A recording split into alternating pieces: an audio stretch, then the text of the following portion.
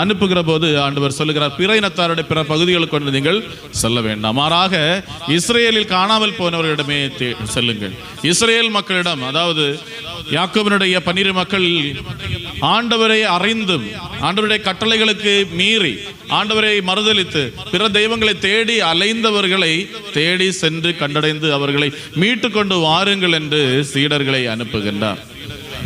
முதல் கடமை என்பது தனது வீட்டில் உள்ளவர்களை மீண்டெடுப்பது என்பதை உணர்த்துகின்ற ஆண்டவர். ஊரில் உள்ள எல்லாரையும் நல்லாக்கிறதுக்கு போக வேண்டாம், முதல்ல வீட்டில் உள்ளவங்களை நல்லாக்கு. ஊரில் உள்ளவங்களை எல்லாம் அது இதுன்னு சொல்றதுக்கு நம்மளால முடியும், ஆனால் வீட்டில் உள்ளவங்களை சரி பண்றதுக்கு நம்மளால முடியல. அதாக ஆண்டவர் முதல்ல இங்க அனுப்புகிறார். சீடர்களை அனுப்புகிற போது சொன்னி, பிரயணத்தாரை எல்லாம் தேடி போக வேண்டாம், அவங்க என்ன அறியாதவர்கள்.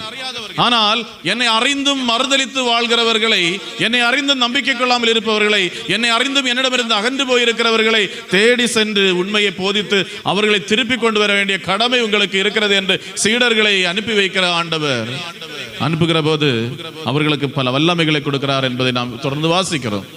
பலரும் ஆண்டவரை விட்டு மறைந்து போனதற்கு அல்லது திருச்சபையிலிருந்து மறைந்து போனதற்கு காரணம் இந்த வல்ல செயல்கள் திருச்சபையில் ஆற்றுவதற்கு இல்லை, அங்கும் இங்குமாக இருக்கிறவர்களிடம் தான் இந்த வல்லமைகள் இருக்கிறது என்று நம்பி அலைந்து திரிகிறார்கள். ஆகையால் தான் ஆண்டவர் சொல்லுகிறார், ஒவ்வொரு காரியமாக நாம் யாரெல்லாம் எதுக்கெல்லாம் தேடி போறோமோ அதுக்கெல்லாம் எடுத்துரைத்து கொண்டு சொல்றார், நீ பேய ஓட்டு, நோயை குணப்படுத்து, குஷ்ட நோயை குணப்படுத்து, வாழ்க்கையுடைய தேவைகள் எல்லாம், மனிதர்கள் எதெல்லாம் காரியங்களுக்காக யாரெல்லாமோ தேடி அலைகிறார்களோ அவர்களுக்கு தேவையானவற்றை கொடுக்கிற வல்லமையை அதிகாரத்தையும் சீடர்களுக்கு கொடுத்தார். அன்பானவர்களே, இந்த வல்லமையும் அதிகாரமும் இந்த 12 திருத்தூதர்களுடைய கைவைப்பு வாயிலாகத்தான் வழங்கப்பட்டு கொண்டிருக்கிறது. அந்த 12 திருத்தூதருடைய பின் தலைமுறைகள் வாயிலாகத்தான் கொடுக்கப்பட்டு கொண்டிருக்கிறது. நீங்கள் உங்களது பங்கு தந்தையிடம் சென்று இங்கே நோய்க்கு குணப்படுத்த வேண்டும் அல்லது எங்களுடைய கஷ்டத்துக்காக ஜெபம் பண்ண வேண்டும், தீயாவியை ஓட்ட வேண்டும் என்று ஜெபிப்பதற்காக நீங்கள் செல்ல வேண்டும். அவர் ஜெபிப்பார், நிச்சயமாக மாறும். அதை ஜெபிக்க போற போது உங்களுக்கு இருக்க வேண்டியது ஒரே ஒரு காரியம், முக்கியமாக நம்பிக்கை இருக்க வேண்டும். நீங்கள் நம்பிக்கையோடு சென்று ஜெபிக்கிற போது அந்த ஜெபமானது கேட்கப்படும். அவர் ஆசீர்வதிக்க போது உங்களுடைய வாழ்க்கையினுடைய தீய சக்தியுடைய போராட்டம் இருக்கிறது என்றால் அது அகன்று போகும், நோயுடைய தொல்லைகள் எல்லாம் விட்டு போகும். இனி அவரால் முடியவில்லை என்றால், அவர் ஜெபித்தும் உங்களுக்கு மாற்றம் கிடைக்கவில்லை என்றால், நீங்கள் அடுத்ததாக செல்ல வேண்டிய இடம் என்பது ஆயரை நீங்கள் தேட வேண்டும். உங்கள் மறைமாவட்டத்துடைய ஆயரை நீங்கள் இதற்காக தேட வேண்டும். நம்ம ஆயரை என்னைக்காவது தேடி இருக்கிறோமா? பிஷப்பட்ட என்னைக்காவது ஜெபிக்கிறதுக்காக போனோன்னு நீங்க என்னைக்காவது நினைச்சிருக்கீங்களா? பிஷப்புக்கு ஆசீர்வாதம் வேணும், இந்த ஒரு பிரச்சனையில எனக்கு பிஷப்பு ஜெபம் பண்ணா, பிஷப் ஆசீர்வதிச்சா எனக்கு குடும்பத்துல இந்த பிரச்சனை மாறும் அப்படின்னு நினைச்சு போயிருக்கீங்களா? பிஷப்பை காணும்ப போய் கைமுத்துறதுக்கு அல்லங்க அப்படி பிளஸிங் வேண்ட போறது உண்டு. ஆனா அந்த தேடுதல் நமக்கு இருந்திருக்கா? பிஷப்பை தேடி போய் ஆசீர்வாதம் வாங்குறதுக்குள்ள ஒரு பழக்கம்.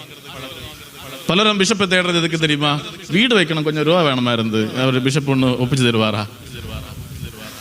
அல்லங்க ஸ்கூல்ல அங்கே காலேஜில் அட்மிஷன் வேணுமா இருந்து இவர் எப்படியாவது ஏற்படுத்தி தருவாரா? ஃபாதர்கிட்ட கூட சிலர் வரது இதுக்கு தான், ஜெபிக்கிறதுக்கு வரவங்க ரொம்ப. அன்பானவர்களே, இந்த அதிகார மொத்தத்தையும் கொடுக்கப்பட்டிருக்கிறது. திருத்தூதருடைய பின்தலைமுறையாக இருக்கிற ஆயர்களுடைய கரங்களில் அவருடைய கைவைத்தல் வாயிலாக வழங்கப்படுகின்ற அதிகாரத்தை கொண்டிருக்கிற குருக்கள் மூலமாக இந்த அனைத்திற்குமான தீர்வு நம்மிடம் உண்டு. ஆனா அடிப்படையாக இருக்க வேண்டியது விசுவாசம் என்கிற ஒன்று உண்டு. அதனாலதான் தொடர்ந்து வருகிற வார்த்தைகள் ஆண்டவர் சொல்ல, நீ வாழ்த்து சொல்ல, நீ போற இடத்துல எல்லாம் உங்களுக்கு வாழ்த்து தெரிவிக்கணும். இந்த வாழ்த்து அவங்களுக்கு ஏற்றுக்கொள்றதுக்கு தகுதி இருக்குன்னா அங்க இருக்கும், இல்லைன்னா திரும்பி ஒன்னிடமே வந்துவிடும். ஃபாதர் வந்து உங்களுக்கு சமாதானம் உண்டாகட்டும் வாழ்த்து திருப்பலியில 3 தடவை வாழ்த்து சொல்றது உண்டு. சமாதானம் உங்களுடனே, சமாதானம் உங்களுடனே, சமாதானம் உங்களுடனே. ஃபாதர் ஆசீர்வதிக்கு சொல்லும் போது அந்த சமாதானத்தை ஏற்றுக்கொள்றதுக்கு இந்த தகுதி இந்த இதயத்துல இருந்தாதான் அது அந்த இதயத்துக்குள்ள இருக்கும். இல்லைன்னா அதே வழி திரும்ப இங்க சமாதானம் ஆசீர்வதிக்கிற போது அந்த சிலுவை அடையாளம் போட்டு அதை ஏற்றுக்கொள்கிறவங்க எத்தனை பேர் இங்க உண்டு? பலருக்கு தலை வணங்குறதுக்கு கூட கஷ்டமா இருக்கும். காரணம் நமக்கு அந்த நம்பிக்கை இல்லை, நமக்கு ஏற்றுக்கொள்ற அந்த ரிசெப்டிவ்னஸ் இல்லை. நம்ம ஏற்றுக்கொள்ற தன்மையோடு இருக்கும்போது மட்டும்தான் நமக்குள்ள அது வந்து தங்கும். மழை பெய்யும் போது பாத்திரத்தை திறந்து வச்சிருந்தா அந்த பாத்திரத்துல தண்ணி வந்து நிறைய கமத்துடிச்சிருந்தா அது வெளியே நமக்கு கிடைக்காது. இந்த ஆசீர்வாதம் இங்கிருந்து அனுப்பப்படும் போது அது வரட்டும், எனக்கு இதயத்தில் வரட்டும், இதயத்தை திறந்து வச்சிருந்தா இதயத்துக்குள்ள வரும், இதயத்தை மூடி வச்சிருந்தா அப்படியே திருப்பி வேற வழியா போ, வேற வழியா போ. காற்றடிக்கிற போது காற்றுக்கு மரம் வச்சு நம்ம அடைச்சு வச்சோம்னா காற்று வேற வழியா போகும், நமக்கு கிடைக்காது. அதனாலதான் காற்று நமக்கு அடிக்கணும் அப்படிங்கிற போது மரம் இல்லாத இடத்த பார்த்து நேரமே நம்ம வைப்போம். நான் ஃபேன் வச்சிருக்கிறது கரெக்ட் நேரம் அடிக்கணும். அதுபோல ஆண்டவருடைய ஆசீர்வாதம் வரணும்னு சொல்லும் போது ஆண்டவருக்கு முன்னால திறந்த மனசோட வந்து உட்கார்ந்து இருக்கணும். ஆண்டவரை ஆசீர்வதி, அவர் ஆசீர்வதிக்கிற போது அதை ஏற்றுக்கொள்ற மனநிலையோடு தலை வணங்கி ஏற்றுக்கொள்ள வேண்டும். நான் தான் இங்க பெரியவங்கிற மாதிரி தலைந்து வந்து நின்னாச்சுன்னா ஆண்டவர் சொல்றாரு, நீ அகங்காரத்தோடு நிக்கிற மகனே உனக்கு அது கிடைக்காது. தான் சீடர்கிட்ட சொன்னார், நீ வாழ்த்தி சொல்லும் போது அதை ஏற்றுக்கொள்கிற மனநிலையோடு அவன் இருக்கிறான் என்றால் அது அவருக்குள் புகும், இல்லை என்றால் அது உன்னிடமே திரும்பி வந்துவிடும். நீ வீட்டிற்குள் சென்று உன்னை ஏற்றுக்கொள்கிறார்கள் என்றால் நீ அவர்களுக்கு வாழ்த்து தெரிவித்துக் கொள், அங்கே தங்கியிரு, அவருடைய வாழ்க்கை ஆசி வரும். இல்லை என்றால் நீ வீடு திரும்புகிற போது, நீ அங்கிருந்து கிளம்புகிற போது உனது காலில் படிந்திருக்கிற தூசியை கூட அவர்களுக்கு எதிராக தட்டி விட்டு போ, அவர்கள் தண்டனை தீர்ப்பு பெறுவார்கள் என்று. நம்ம இந்த பங்குல எத்தனையோ ஃபாதர்ஸ் வந்து போயிருக்காங்க, எத்தனையோ சிஸ்டர்ஸ் வந்து போயிருக்கிறாங்க, எத்தனை பேர் மன நிறைவோட சந்தோஷத்தோட போயிருக்கிறாங்க. இங்க சமாதானம் இருந்தது, நான் சமாதானத்தை வாழ்த்து தெரிவித்தேன், எனக்கு சமாதானத்தை ஏற்றுக்கொண்டவங்க இங்க இருக்கிறாங்க அப்படின்னு நிறைவோட இங்கிருந்து போனவங்க எத்தனை பேர் வந்து இனி போற நேரத்துல அழுதுட்டு இங்க வந்ததுக்கு, ஒருவேளை போற நேரத்துல அழுதது ஆனந்த கண்ணீரா இருக்கு, இங்கிருந்து போறனே ஆண்டவரே சமாதானம் அப்படின்னு நினைச்சிட்டு போனாங்கன்னா அந்த கண்ணீர் எங்க கிடக்கு, அந்த வேதனை அவங்க புலம்புனது எங்க விழுந்திருக்கு? இறை வார்த்தை அன்பானவர்களே, ஆண்டவர் அனுப்பினவரை ஏற்றுக்கொண்டால் அது ஆசீர்வாதம், அவர்களை புறக்கணித்தால் அது சாபம். அது நம்ம இந்த ஒரு ரெண்டு வார்த்தையை தெளிவா நம்ம இதயத்தில் பதிச்சு. ஆண்டவர் அனுப்பினவர்களை ஏற்றுக்கொண்டால் அது ஆசீர்வாதம், ஆண்டவர் அனுப்பினவர்களை புறக்கணித்தால் அது சாபம். நீங்க போகும்போது உங்களுடைய காலில் படிந்திருக்கிற தூசியை தொட்டி விட்டு போங்கள். இறுதி தினத்தில் சோதோம் குமோராவுக்கு கிடைக்கும் தண்டனை விட மிக கொடுமையான தண்டனை கிடைக்கும் அப்படின்னு சொல்லிட்டு சொல்றாரு. சோதோம் குமோராவுடைய தண்டனை என்ன என்பது உங்களுக்கு ஒருவேளை தெரியும். தொடக்க நூல்ல 19 அதிகாரத்தில் நம்ம வாசிப்போம். தொடக்க நூல்ல 19 அதிகாரத்தில் சோதோம் குமோராவுக்கு மேலாக கந்தகத்தீ வந்து விழுந்ததை நம்மால் காணுங்க. கந்தகத்தீ, அங்க நெருப்பு அணையாம எரிஞ்சிட்டே இருக்கு, அங்கிருந்து புகை கிளம்பிட்டே இருக்கு, அது இன்னைக்கு அணையாம இருக்கு அப்படிங்கிறது தான். ஏனெனில் இன்று செங்கடல் என்று ஒரு பகுதி உண்டு, செங்கடல், அங்கு உயிர் வாழவே முடியாது, மீன்களே கிடையாது. கடல்ல நம்ம மீன் பிடிக்கிறதுக்கு போவோம், இங்க இவங்க மீன் பிடிக்க எல்லாம் போவாங்க, நம்ம மீன் கடல்ல இருந்து வருது நம்மளே சொல்லும், பிள்ளைங்கிட்ட சொல்லிட்டு மீன் அங்க இருந்து கடல்ல இருந்து. செங்கடல்ல ஒண்ணுமே இல்லை, ஏனெனில் இந்த கடவுளுடைய கோப கனல் வந்து விழுந்த செங்கடல் இன்றும் உயிரற்றதாக இருக்கிறது, உயிரில்லாததாக இருக்கிறது. நமது மீதாக வந்து விழுகிற சாபமானது நாம் நமது அருள் பணியாளரை 1000 மறுதளித்த போது, அவர்களை ஏற்றுக்கொள்ளாத போது வந்து விழுந்த சாபமானது அது நமது தலைமுறைகளில் வந்து கொண்டே இருக்கிறது, ஆசீர்வாதம் இல்லாமல் போகிறது. ஆகையால் அன்பானவர்கள், தொடர்ந்து இந்த நாள் வாசிக்கிறோம், ஆண்டவர் திருத்தூதர்களை அனுப்பினது சபிக்கிறதுக்காக அல்ல. அதாவது நீங்க நினைக்க கூடாது, ஐயோ ஃபாதர் வந்திருக்கிறது நம்ம சபிக்கிறதுக்கு, அவர் சொல்றது சாபமாகும். இல்ல, அவர் சபிக்கிறதுக்காக வரல, அவர் ஆசீர்வதிக்கிறதுக்காக வந்திருக்கிறார். உங்க வாழ்வுக்கு தேவையான எல்லா நலன்களையும் தர்றதுக்காக வந்திருக்கிறார்.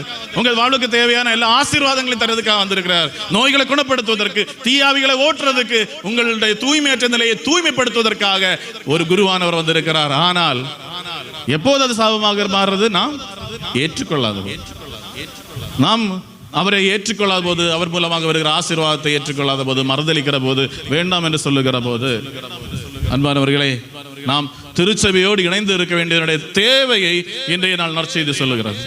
நாம் 2ஆம் வாசகத்தில் வாசித்த இயேசுவினுடைய புத்தகத்தில் இயேசுவிட்ட ஆண்டவர் சொல்வார், நீ அந்த குருக்கள் நிற்கிற இடத்துல இருந்து 12 கற்களை எடுத்துக்கொள், 12 கற்களை எடுத்துக்கொள், அந்த 12 கற்களை எடுத்துக்கொண்டு போய் நீ புகை இருக்கிற அந்த கானான் நாட்டில் கோபுரமாக எழுப்பு, நினைவு சின்னமாக வை. அந்த நினைவு சின்னத்தை பார்க்கிற போது கடந்த காலத்தில் தான் செய்த காரியங்கள் எல்லாம் மக்கள் நினைவு கூற வேண்டும்.